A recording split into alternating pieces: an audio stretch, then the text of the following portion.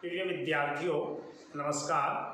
आज हम कक्षा 9वीं की हिंदी की पाठ्य पुस्तक स्पर्श भाग 1 के चौथे अध्याय तुम कब जाओगे अतिथि का अध्ययन करेंगे। ये जो अध्याय है शरद जोशी जी द्वारा लिखा गया है। तो आइए सबसे पहले हम लेखक के बारे में थोड़ा जान लेते हैं। शरद जोशी जी का जन्म मध्य प्रदेश के उज्जैन शहर में 21 मई 1931 को हुआ था। अपनी पढ़ाई लिखाई करने के बाद इन्होंने सरकारी नौकरी शुरू की, लेकिन वो सरकारी नौकरी इन्होंने ज़्यादा दिनों तक नहीं की, क्योंकि इसके साथ साथ ये लेखन कार्य में लग गए थे। इन्होंने बहुत ही अच्छे व्यंग्यात्मक निबंध लिखे हैं, लेख लिखे हैं, नाटक लिखे हैं, उपन्यास और कहानियाँ लिखी हैं। तो हमारे पास भी जो इनका लेख है तुम कब जाओगे अतिथि, एक व्यंग्यात्मक लेख ही है। इसके साथ साथ इन्होंने फिल्मों की पटकथाएँ लिखी, उनके संवाद यानी डायलॉग्स लिखे, और जो टीवी में हमारे धारावाहिक आते हैं, विभिन्न जो नाटक आते हैं हम बोलते हैं टीवी में, उनकी भी पटकथाएँ उन्होंने लिखी हैं। तो बहुत ही अच्छे व्यंग्यकार हैं ये। साधारण सी बात में व्यंग्य को कैसे फिट कर देते हैं, ये इनकी एक कला है। तो इन्होंने किसी भी क्षेत्र को नहीं छोड़ा, चाहे वो सामाजिक हो, चाहे वैज्ञानिक हो, आम बोलचाल का हो, आम व्यवहार का क्षेत्र हो। सब जगह जहाँ भी इनको समाज में कमियां लगी या दिक्कतें लगी, इन्होंने अपनी व्यंग्यात्मक शैली में उसका वर्णन किया है। तो हमारा जो ये पाठ है तुम कब जाओगे अतिथि, ये भी हास्य व्यंग्य शैली में लिखा गया है। हमें पढ़ते हुए हंसी भी आएगी और बहुत अच्छे अच्छे इसमें व्यंग्य या कटाक्ष भी किए गए हैं। आप देखते हैं कि कुछ लोग ऐसे होते हैं जो बिना बताए अपने रिश्तेदार या मित्र के घर चले जाते हैं, और चलो एक बार चले गए कोई बात नहीं है, वो लंबे समय तक रुकते हैं। वो यानी तब तक मेहमान बनते हैं जब तक मेज़बान तंग नहीं आ जाता। ठीक है, कई बार हम अपने मेहमान की वजह से, क्योंकि जो बिना बताए हमारे घर में आ जाता है, तो हम कई बार उसके लिए तैयार नहीं होते, रेडी नहीं होते हैं, और वो आके चला जाए तो कोई बात नहीं, लेकिन जब आकर के वो लंबे समय के लिए रुक जाए तब हमारे लिए थोड़ा मुश्किल हो जाता है उसको एडजस्ट करना। तो इस पाठ में एक ऐसे ही अतिथि का लेखक ने वर्णन किया है कि जो अतिथि है वो लंबे समय तक रुकता है, और जो मेज़बान है वो कैसे उसकी वजह से तंग आ जाता है, उसको बोल कुछ नहीं पाता, लेकिन अपने मन में क्या क्या सोचता है उसका वर्णन हास्य व्यंग्य शैली में शरद जोशी जी ने किया है। तो आइए आज का हम अपना पाठ पढ़ते हैं, अतिथि तुम कब जाओ।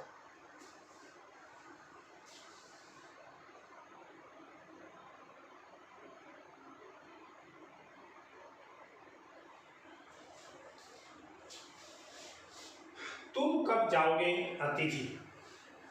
अतिथि का आप अर्थ जानते हैं। अतिथि, तिथि कहते हैं दिनांक को, अतिथि जिसकी कोई दिनांक ना हो, यानी हम अतिथि या गेस्ट या मेहमान उसी को कहते हैं जिसका कोई निश्चित पता नहीं होता कि वो कब आएगा कब नहीं आएगा, उसको अतिथि कहते हैं। लेकिन आजकल की भागदौड़ की ज़िंदगी में यदि ऐसे ही हमारे गेस्ट आने लगे तो बड़ा मुश्किल है। इसलिए पहले से कोई इन्फॉर्मेशन देकर, सूचना देकर आए, कितने दिन रुके, थोड़ा आइडिया हमें पहले से मिल जाए तो हम उसके हिसाब से अपनी तैयारियां कर लेते हैं। लेकिन एकदम से कोई आ गया और हम उसके लिए तैयार नहीं हैं तो बड़ी मुश्किल का सामना करना पड़ता है। हम मन में क्या क्या सोचते हैं उसका वर्णन बड़े हास्य व्यंग्य तरीके से लेखक ने किया है। देखिए, कहता है, आज तुम्हारे आगमन के चतुर्थ दिवस पर यह प्रश्न बार बार मन में घूम रहा है। आगमन मतलब आना, चतुर्थ मतलब चौथा, दिवस मतलब दिन, कि यानी आपको आए आज 4 दिन हो गए हैं, इसलिए एक प्रश्न मेरे मन में बार बार आ रहा है। तुम कब जाओगे अतिथि, कि हे अतिथि, हे मेहमान, आप कब जाओगे। 4 दिन हो गए हैं, बिना बताए आए थे, 4 दिन से रुके हुए हैं। तुम जहां बैठे निसंकोच सिगरेट का धुआं फेंक रहे हो। निसंकोच मतलब बिना किसी संकोच के, संकोच रहित, मतलब जहाँ से ये नहीं सोचता कि क्या ठीक है ऐसे बैठे बैठे सिगरेट पीना, इनके बच्चों को कैसे लगेगा, जो घर में औरतें हैं उनको कैसे लगेगा, बिना किसी संकोच के भाव के, शर्म के, उसको बोलते हैं निसंकोच। कि आप बैठे बैठे सिगरेट पी रहे हैं, उसका धुआं फेंक रहे हैं, उसके ठीक सामने एक कैलेंडर है। लेखक की देखिए शैली, देखिए स्टाइल, देखिए लिखने का क्या कहता है कि जहाँ बैठ के आप सिगरेट पी रहे हैं उसके बिल्कुल सामने एक कैलेंडर लगा हुआ है। देख रहे हो ना, इसकी तारीखें अपनी सीमा में नम्रता से फड़फड़ाती रहती हैं। तारीखें मतलब उसकी जो डेट हैं, तिथियां हैं, वो नम्रता से फड़फड़ाती रहती हैं, यानी बार बार उसकी तिथियां बदलती रहती हैं। आज 16 है, कल 17 होगी, परसों 18 होगी। नम्रता मतलब नम्रतापूर्वक। विगत 2 दिनों से तुम्हें दिखाकर तारीखें बदल रहा हूं। पहले कैलेंडर होते थे, डेट बदलने वाले, ऐसा बॉक्स टाइप होता था। आज 16 है सामने, उसको पर्ची को निकाल दिया, पीछे डाल दिया, सामने 17 निकाला।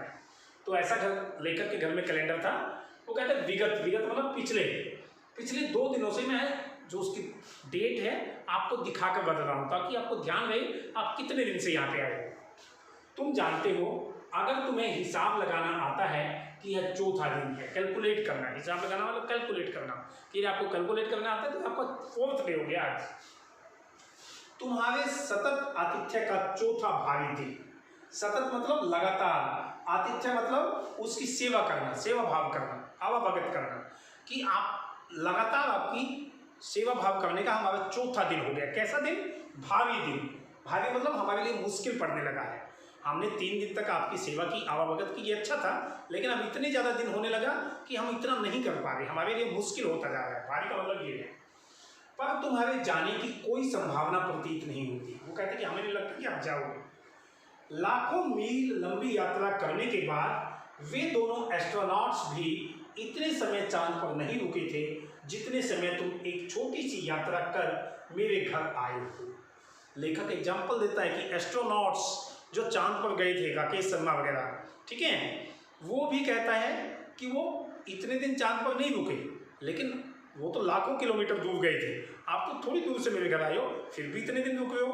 वो डिफरेंट एग्जाम्पल दे के अपने अतिथि को आने के समय का अंदाजा देना चाहता है। एस्ट्रोनॉट्स मीन्स होता है जो कहीं आकाश में जाते हैं या कहीं दूसरे ग्रह पर जाते हैं या कहीं उपग्रह पर जाते हैं, उनको एस्ट्रोनॉट्स बोला जाता है। तुम अपने भारी चरण कमलों की छाप मेरी जमीन पर अंकित कर चुके। चरण कमल कहते हैं सुंदर कमलों को, सम्मान के लिए शब्द यूज किया जाता है, चरणों को कमल बोला जाता है। लेकिन लेखक ने यहाँ भारी बोला है। भारी मतलब मुश्किल, कि अभी आपके जो चरण हैं वो कमल नहीं है, हमारे लिए भारी हो गए, हम इसको नहीं सह पा रहे आपके चरण कमलों को, ठीक है, कि आपकी छाप मेरे घर में आपने लगा दी है। पहले अतिथि का आना चरण कमलों की छाप के समान है, सत्कार पूर्वक है, लेकिन अभी लेखक को भारी शब्द यूज किया है कि भारी चरण कमलों की छाप मेरे घर पर अंकित कर चुके हो, यानी छाप चुके हो। तुमने एक अंतरंग निजी संबंध मुझसे स्थापित कर लिया है। अंतरंग मतलब आपसी, निजी मतलब व्यक्तिगत, एक दूसरे के बीच, कि हमारे बीच बिल्कुल एक निजी संबंध बन गए, आपसी संबंध हमारे बन गए हैं। इतने दिन से आप ठहरे हो, नहीं तो अतिथि के साथ सेवा सत्कार होता है, बातें पूछी जाती हैं, अच्छी अच्छी बातें बताई जाती है, उसके बाद वो चला जाता है। वो कहते हैं कि आपको रुके हुए इतने दिन हो गए कि हमारे तो बिल्कुल आपस में प्रगाढ़ संबंध हो गए, गाढ़े संबंध हो गए आपके साथ। तुमने मेरी आर्थिक सीमाओं की बैंजनी चट्टान देख ली है, कि आपने देख लिया कि मेरी आर्थिक सीमा कितनी है। आर्थिक सीमा मतलब इकोनॉमिकल बैंड कितने हैं। वो कहने का भाव है कि मैं कितना इकोनॉमिकली स्ट्रॉन्ग हूँ। आपने देख लिया 3 दिन में, 4 दिन में आपको अंदाज़ा लग गया कि मेरे पास कितना पैसा है, मैं कितनी उस पैसे से आपकी सेवा भगत कर सकता हूँ, ये कहने का मतलब है। तुम मेरी काफ़ी मिट्टी खोद चुके। मिट्टी खोदना या मिट्टी प्लीत करना वही है, यानी दुर्गति करना, कि आप काफ़ी दुर्गति मेरी कर चुके हैं, 3-4 दिन हो गए हैं, अब इससे ज़्यादा नहीं होना चाहिए, लेखक अपने मन में सोचता है। अब तुम लौट जाओ अतिथि, तुम्हारे जाने के लिए यह उच्च समय अर्थात हाई टाइम है, कि बिल्कुल हाई टाइम है, इससे ज़्यादा हम बर्दाश्त नहीं कर पा रहे। इतना 3-4 दिन हमने झेल लिया, बहुत है, अभी आप चले जाओ, नहीं तो इसके आगे कुछ अनहोनी हो जाएगी। लेखक ये अपने मन में कहना चाहता है। क्या तुम्हें तुम्हारी पृथ्वी नहीं पुकारती? पृथ्वी मतलब आपकी जो जमीन, घर, गांव, वो आपको नहीं बुला रहा, आपका घर आपको याद नहीं आता, आप अपने घर नहीं लौटना चाहते, कहने का इसका ये अर्थ है। उस दिन जब तुम आए थे, मेरा हृदय किसी अज्ञात आशंका से धड़क उठा था। अज्ञात मतलब जिसके बारे में मालूम ना हो, आशंका मतलब डर, कि जब तुम आए थे तो मेरा हार्ट किसी डर से कांप गया था, मुझे डर लगा था अपने मन में। अंदर ही अंदर कहीं मेरा बटुआ कांप गया। बटुआ कहते हैं पर्स को, जिसमें पैसे रखे जाते हैं, कि मेरा बटुआ भी कांपने लगा, यानी जब आए मुझे अंदाज़ा लगा कि अभी भारी खर्च करना पड़ेगा मुझे, मेरा बटुआ कांपने लगा, इसका ये मीनिंग है। उसके बावजूद एक सने भीगी मुस्कुराहट के साथ मैं तुमसे गले मिली था, कि भले ही लेखक कहता है कि मैं डर गया था, मेरा बटुआ भी कांपने लगा था, लेकिन बावजूद इसके सनी भीगी मुस्कुराहट के साथ कि मैं जब आपसे गले मिला तो मेरे चेहरे पर मुस्कुराहट फैली हुई थी। कैसी स्नेह मिली, प्रेम मिला हुआ था, उसमें प्यार मिला हुआ था कि मैंने वो भी कोशिश की। भले ही मैं अंदर से डर रहा था, लेकिन फिर भी मैंने प्यार बिखेर कर आपसे गले मिला, आपका स्वागत किया। और मेरी पत्नी ने तुम्हें सादर नमस्ते की थी। सादर मतलब आदर सहित। तुम्हारे सम्मान में ओ अतिथि, हमने रात के भोजन को एकाएक उच्च मध्यम वर्ग के डिनर में बदल दिया था। कि जो हमारा रात का सामान्य खाना था उसको हमने एकाएक अचानक उच्च मध्यम वर्ग, उच्च कहते हैं हाई, मध्यम कहते हैं मीडियम, वर्ग मतलब क्लास, यानी हाई मीडियम क्लास का एक डिनर बना दिया हमने। यानी हाई मीडियम क्लास जैसा खाना खाती है, उसमें क्या क्या खाने का होता है वो सब हमने अरेंज करने की सोची। हम उस लेवल के नहीं हैं, हम सामान्य खाना खाते हैं, लेकिन आपके आने से हमने उसको डिनर का रूप दिया। कैसा? Medium high dinner. जो मीडियम और हाई क्लास के लोग खाते हैं वैसा खाना हमने बनाया या परोसा आपके लिए। कहने का मतलब है तुम्हें स्मरण होगा, स्मरण मतलब याद, कि 2 सब्जियों और रायते के अलावा हमने मीठा भी बनाया था। कि हमने 2 सब्जियां बनाई थी, रायता बनाया था, कोई मीठी चीज़ भी बनाई थी, हलवा, खीर या कुछ भी। इस सारे उत्साह और लगन के मूल में एक आशा थी कि हम क्यों उत्साहित थे उतने, क्यों हमारे मन में लगन थी आपकी इतनी सेवा करने की। उसके पीछे एक आशा थी। क्या आशा? कि आप 1-2 दिन के बाद चले जाओगे। लेखक के मन में ये आशा थी। कोई बात नहीं, अच्छे से खिलाते हैं, कब बहुत दिनों बाद अतिथि आता है और 1-2 दिन ठहरेगा, चला जाएगा। हमारे मन में ये आशा थी। लेखक कहता है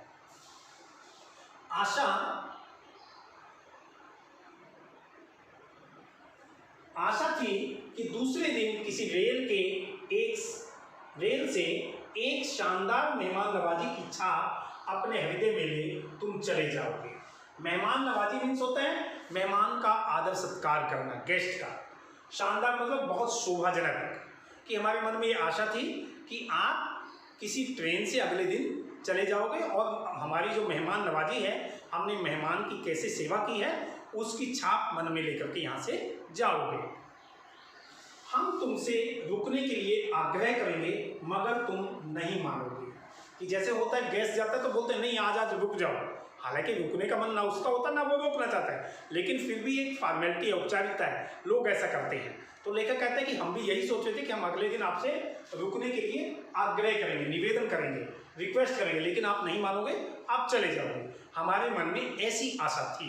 लेखक कहता है और एक अच्छे अतिथि की तरह चले जाओगे। कि जैसे एक अच्छा अतिथि होता है, नहीं मानता, नहीं रुकता ज़्यादा दिन, आप भी चले जाओगे 1 दिन के बाद, 2 दिन के बाद। हमने ये आशा पाल के रखी, पर ऐसा नहीं हुआ।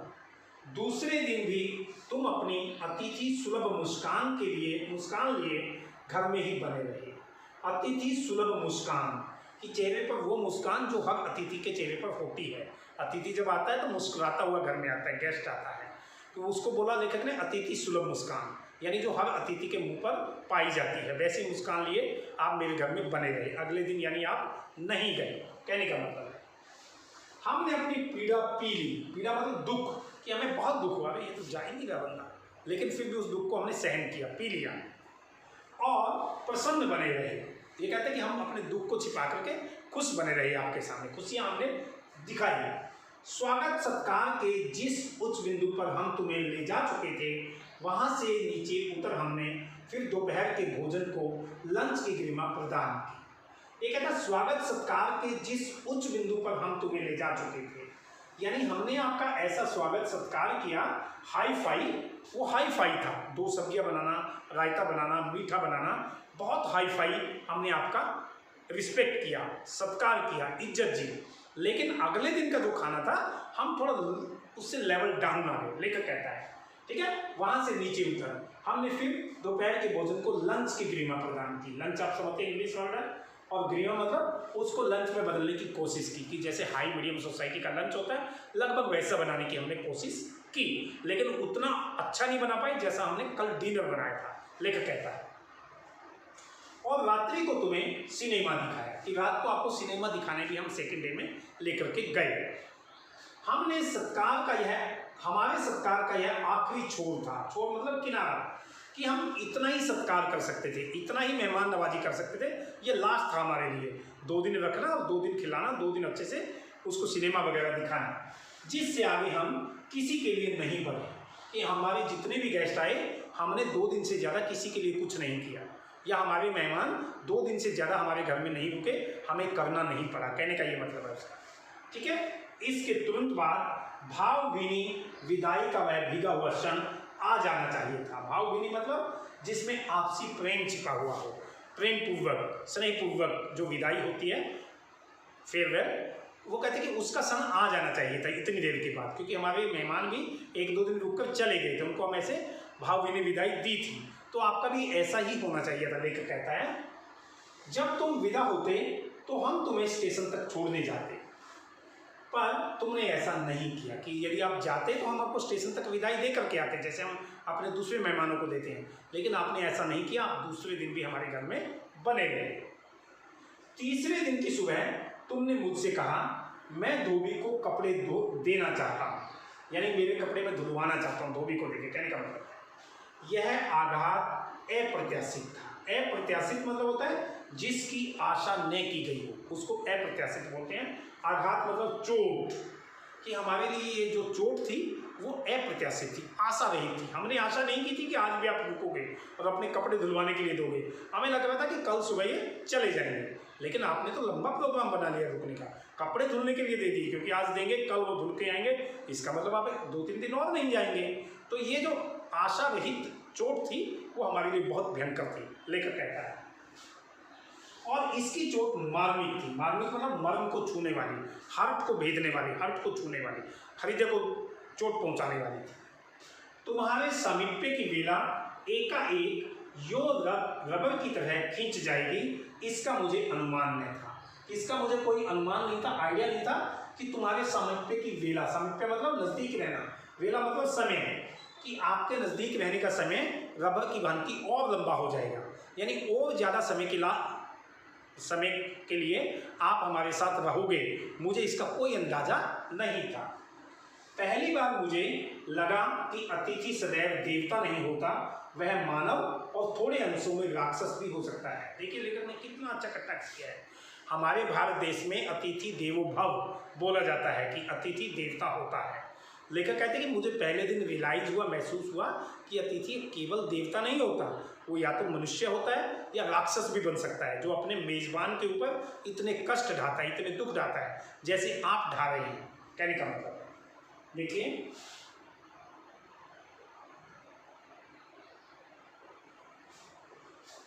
किसी लॉन्ड्री पर दे देते हैं, जल्दी धुल जाएंगे, मैंने कहा। लॉन्ड्री कहते हैं उस जगह को जहां कपड़े धुलाए जाते हैं, प्रेस किए जाते हैं इत्यादि। लेखक ने कहा कि किसी लॉन्ड्री में दे देंगे, जल्दी धुल जाएंगे, यानी वो मन में सोच रहा है कि जल्दी चला जाएगा, ठीक रहेगा। मन ही मन एक विश्वास पल रहा था कि तुम्हें जल्दी जाना है। कहाँ है लॉन्ड्री? गेस्ट ने पूछा। चलो चलते हैं, मैंने कहा, और अपनी सहज बनियान पर औपचारिक कुर्ता डालने लगा। औपचारिक मतलब फॉर्मल, जो मैंने बनियान डाली हुई थी घर में, उसके ऊपर फॉर्मल कुर्ता मैं डालने लगा, जो घर में कैजुअल ड्रेस, एक तरह से कैजुअल ड्रेस में डालने लगा आपके साथ लॉन्ड्री में चलने के लिए। कहाँ जा रहे हैं? पत्नी ने पूछा। इनके कपड़े लॉन्ड्री पर देने हैं, मैंने कहा। मेरी पत्नी की आंखें एकाएक बड़ी बड़ी हो गई। एकाएक मतलब अचानक, कि वो हैरान थी, आश्चर्यचकित थी। आज भी नहीं जाएगी, या उससे डर के कारण उसकी आंखें फैल गई। ऐसा भी हो सकता है, हैरानी के कारण भी या डर के कारण भी उसकी आंखें फैल गई कि हे भगवान, ये तो आज भी नहीं जाएगा, कैसे होगा। ठीक है। आज से कुछ वर्ष पूर्व उनकी ऐसी आंखें देख मैंने अपने अकेलेपन की यात्रा समाप्त कर बिस्तर खोल दिया था। देखिए लेखक कितना अच्छा व्यंग्य करता है कि उनकी इतनी बड़ी बड़ी आंखें हो गई कि आज से कुछ वर्ष पूर्व, वर्ष मतलब साल, पूर्व मतलब पहले, कि आज से कुछ साल पहले जब मैंने उनकी बड़ी बड़ी आंखें देखी थी तो मैंने निश्चय किया था अकेलेपन की यात्रा समाप्त कर, कि मैं जो अकेला हूँ, सिंगल हूँ, वो भी सिंगल नहीं रहूँगा, डबल बन जाऊँगा, शादी कर लूँगा, और बिस्तर खोल दिया था। यानी मैंने उनसे शादी कर दी थी। कहने का मतलब कि आज जो उनकी आंखें थी वो डर से या आश्चर्य से फैली थी। उन दिनों उनकी आंखें वो बड़ी सुंदर थी, बड़ी बड़ी, और उनकी उन आंखों के ऊपर मुग्ध होकर, मोहित होकर मैंने अपने अकेलेपन को त्याग दिया और उनसे शादी कर ली थी। लेखक ने व्यंग्य किया है कि उन दिनों की आंखों में बड़ी बड़ी होने में और आज की आंखों में अंतर है, लेखक ये बताना चाहता है। पर अब जब वे ही आंखें बड़ी होती हैं तो मन छोटा होने लगता है। मन छोटा होना मतलब कोई डर होना, आशंका होना, उदासी होना, कि पहले उसकी बड़ी बड़ी आंखें मुझे बड़ी सुंदर लगती थी, लेकिन शादी के बाद जब वो बड़ी बड़ी आंखें करती है तो मेरा मन छोटा हो जाता है, मैं मन से डर जाता हूँ, उदास हो जाता हूँ कि कुछ तो बात है। वे इस आशंका और भय से बड़ी हुई थी कि अतिथि अधिक दिनों ठहरेगा, कि उनको डाउट था, आशंका मतलब डाउट, और डर था कि अभी हमारा जो गेस्ट है और दिन रुकेगा, इसलिए पत्नी की आंखें बड़ी बड़ी हो गई थी। लेखक कहता है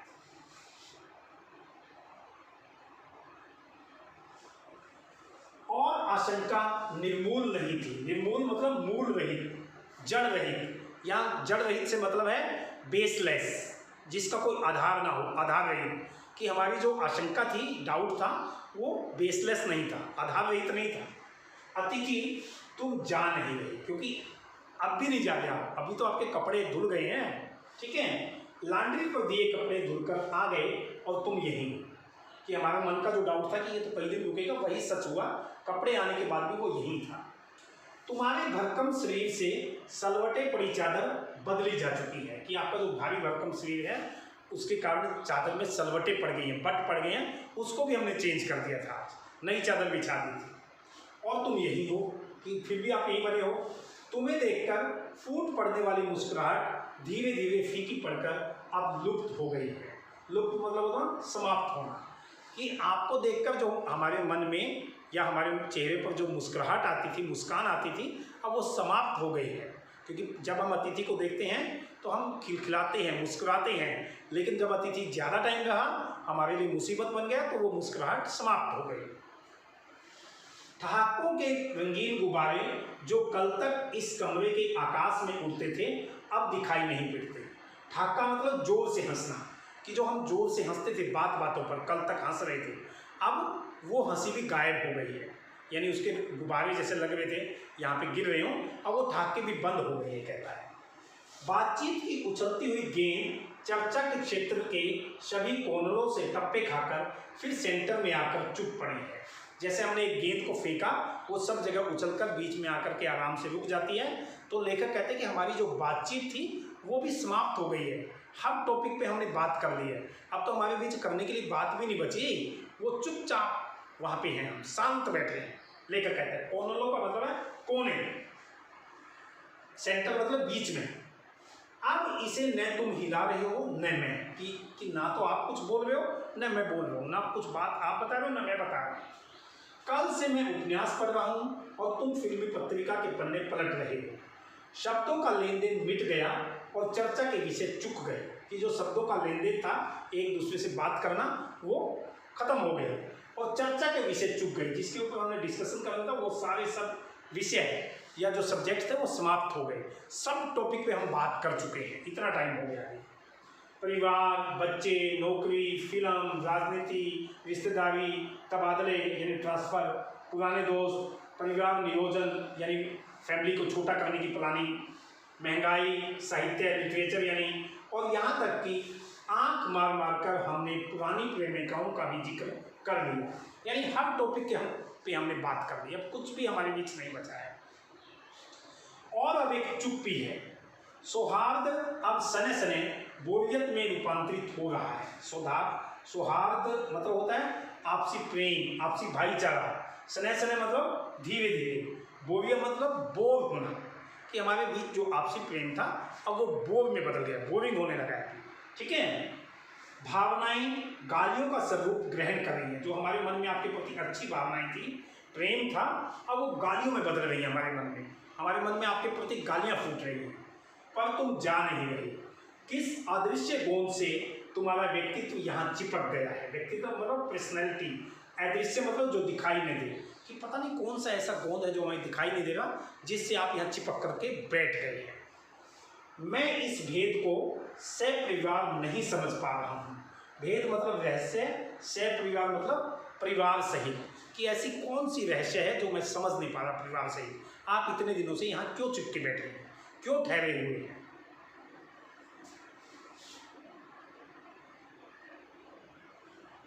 बार बार यह प्रश्न उठ रहा है, तुम कब जाओगे अतिथि, कि हमारे मन में बार बार प्रश्न आ रहा है कि आप कब जाओगे।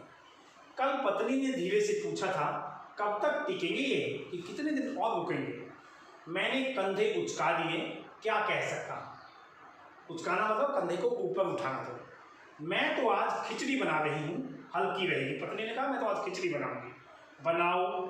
सत्कार की उष्मा समाप्त हो रही थी। सत्कार मतलब सेवा भाव, रिस्पेक्ट। उष्मा मतलब जो हम में जोश था, गर्मी थी, यानी हमारे मन में जो मेहमान की सेवा करने का जोश था, अब वो धीरे धीरे खत्म हो गया था, क्योंकि मेहमान ही इतने लंबे समय तक घर में रुक गया था। डिनर से चले थे, खिचड़ी पर आ गए कि कहाँ तो हमने इतना अच्छा खाना उनको खिलाया था, कहाँ आज खिचड़ी बनने की बात हो रही है।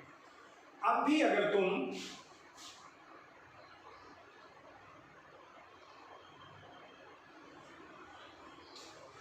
अपने बिस्तर को गोलाकार रूप नहीं प्रदान करते तो हमें उपवास तक जाना होगा।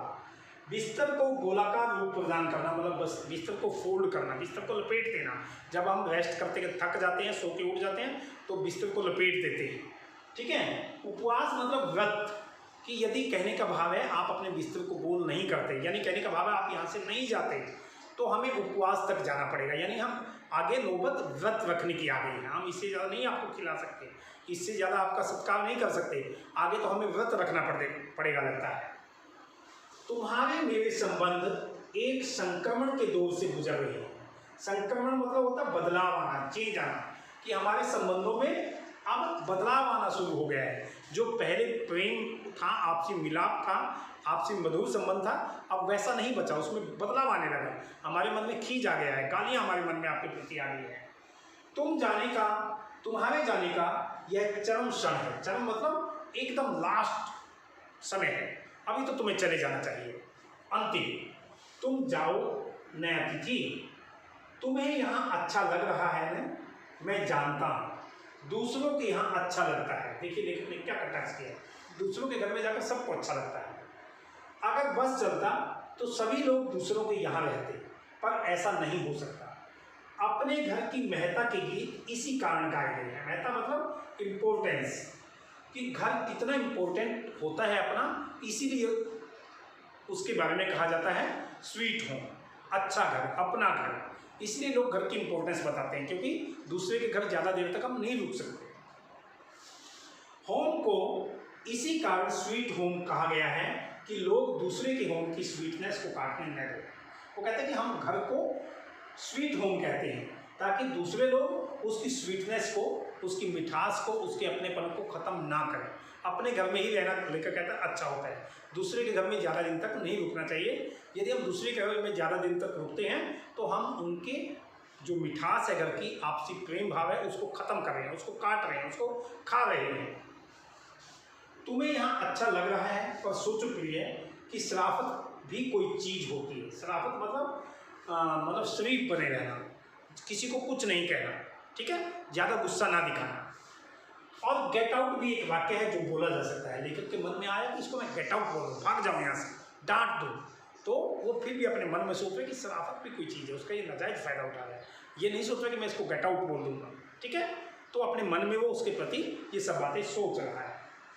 अपने खगाटों से एक और रात गुंजायमान करने के बाद कल जो किरण तुम्हारे बिस्तर पर आएगी, वह यह तुम्हारे आगमन के बाद 5वें सूर्य की विचित्र किरण होगी। यानी लेखक कहना चाहता है कि आपको आए 5 दिन हो जाएंगे। कल जब सूरज निकलेगा, किरण वहाँ की आपके बिस्तर पर पड़ेगी, तो वो 5वें दिन की किरण होगी।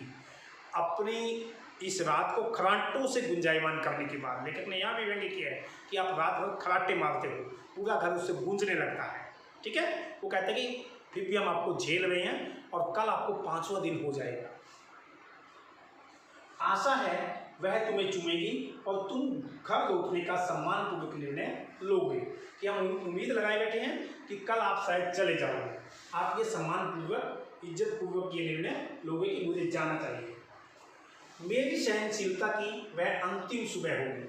सहनशीलता मतलब उसको सहन करना, टॉलरेट करना, कि मेरी टॉलरेंस की ये अंतिम लास्ट मॉर्निंग होगी, इससे ज़्यादा मैं आपको टॉलरेट नहीं कर पाऊँगा। उसके बाद मैं स्टैंड नहीं कर सकूँगा और लड़खड़ा जाऊँगा। लड़खड़ाना मतलब गिर जाना या डगमगा जाना, कि या तो मैं आपका और ज़्यादा इज्जत नहीं कर पाऊँगा या मैं अपना आपा खो दूँगा, आपको भला बुरा कह दूँगा, कुछ भी बोल सकते हैं। मेरे अतिथि, मैं जानता हूँ कि अतिथि देवता होता है, पर आखिर मैं भी मनुष्य हूँ, मैं कोई तुम्हारी तरह देवता नहीं। एक देवता और एक मनुष्य अधिक देर साथ नहीं रहते। देवता दर्शन देकर लौट जाता है। वो आम बताता है कि देवता तो थोड़ी देर के लिए आता है मनुष्य के पास, या मनुष्य भी देवता के पास जाता है मंदिर में थोड़ी देर के लिए, बस वो दर्शन करता है वापस आ जाता है, या देवता उसको दर्शन देता है वापस चला जाता है। ज़्यादा देर तक देवता नहीं रहता, तो अतिथि को तो देवता माना जाता है। आप तो हमारे देवता हो, आप क्यों इतने दर्शन दे रहे हो लंबे टाइम तक, लेकर कहता है। तुम लौट जाओ अतिथि, इसी में तुम्हारा देवत्व सुरक्षित रहेगा। सुरक्षित मतलब सेफ, देवत्व मतलब देवता की भावना, कि आपकी देवता की भावना बची रहेगी, आपकी मेहमानपना बचा रहेगा। यदि आप आज लौट जाओगे तो हम उतना ही रिस्पेक्ट आपको बाद में भी देंगे। यह मनुष्य अपनी वाली पर उतरे, उसके पूर्व लौट जाओ। मनुष्य अपनी वाली पर उतरे कि मनुष्य कुछ भी कर सकता है, भला बुरा कह सकता है, किसी का बेइज्जती भी कर सकता है, कुछ भी कर सकता है। कि हम अपने वाली आदतों पर आएँ, उससे पहले आप लौट जाओ, आपका सम्मान बना रहे, आप सम्मानपूर्वक यहाँ से जाइए। उफ, तुम कब जाओगे अतिथि, यानी आज 5वें दिन भी उसका गेस्ट नहीं जा रहा, तो वो अपने मन में दुख जताता है कि पता नहीं कब जाएगा ये अतिथि। तो ये पूरा पाठ था, लेखक ने हास्य और व्यंग्यात्मक शैली में बताया है कि मेहमान और मेहमान नवाजी 1 या 2 दिन के लिए, थोड़े समय के लिए होती है। यदि इससे ज़्यादा लंबे समय तक मेहमान घर में रहता है या बिना बताए हुए आता है, तो वो मेज़बान के लिए, यानी जिसके घर में आया उसके लिए समस्या बन जाता है। तो इसलिए हमें भी दूसरे के घर में ज़्यादा समय तक मेहमान बनकर नहीं जाना चाहिए, क्योंकि हमें उसकी तकलीफ़ों का, उसकी मुसीबतों का अंदाज़ा लगाना चाहिए। इसके माध्यम से लेखक हमें ये संदेश देना चाहता है। आशा है आपको ये वीडियो पसंद आएगा। धन्यवाद।